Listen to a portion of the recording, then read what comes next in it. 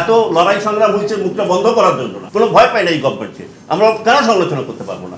আমরা আদিবাসী হিসাবে মনে করি বাংলাদেশে আদিবাসী আছে, এটা আমাদের অন্য। কিন্তু এই স্টেটমেন্টে আপনি নিজেই বলেছেন যে আদিবাসী কথাটা নাই, তো ঠিক আছে, অসুবিধা তো নাই। এখন কেউ কেউ আমরা আদিবাসী বলছি, কেউ কেউ উপজাতীয় বলছি, কিন্তু আমরা স্টেটমেন্টে কিন্তু আমরা এই চুক্তির অনুযায়ী যাচ্ছি। দ্বিতীয়ত হলো যে আপনি বলেছেন যে আমাদের সংবিধানে সমান অধিকারের কথা বলা আছে।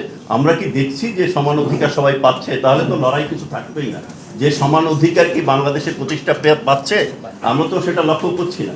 তো আমার মনে হয় যে আপনার বক্তব্য এখানে স্পষ্টই আছে, এটার অ্যাম্বিগুইটি আমাদের দিক থেকে কোনো কিছু মনে হচ্ছে না। তো আর আমরা বারবার বলছি যাকে মন্ত্রণালয়কে দায়িত্ব দিয়েছে তার প্রতি আমাদের কোনো অসম্মান নেই। আমরা বলছি যে অনেক মন্ত্রণালয়, একজন মন্ত্রীকে 3টা মন্ত্রণালয় দিয়ে রেখেছে, আর একজন মন্ত্রীকে একটা মন্ত্রণালয়কে, যেটা অত্যন্ত ছোট। আমরা তো সমালোচনা করতে পারি ভাই, মুখটা বড় করেই এখন তুলবো।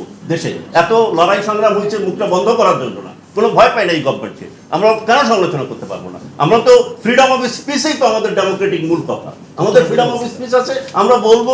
এত ছোট মন্ত্রণালয় আপনি 2জন মন্ত্রী দিয়েছেন, আর অনেক মন্ত্রণালয় 3টা মন্ত্রণালয় দিয়ে রেখেছেন। আমাদের এগুলো বলার তো নাগরিকের অধিকার, নাগরিকের দায়িত্ব, তো আমরা এটা বলে যাব। তো এটা অন্য অনেক বড় বড় মন্ত্রণালয় আছে, সেখানে দিয়ে কাজেই আমাদের ব্যাপারে শোনেন, it is a right two freedom. আমরা যদি এখন স্টার্ট না করি 91 থেকে, আমরা একটা বাজে অবস্থার মধ্যে এই দেশ দিয়েছে, এখন একটা সুযোগ পেয়েছি, আমরা এই দেশকে গড়তে চাই। আমরা নাগরিক হিসাবে এই কথা বলে যাব, স্পষ্টভাবেই বলে যাব।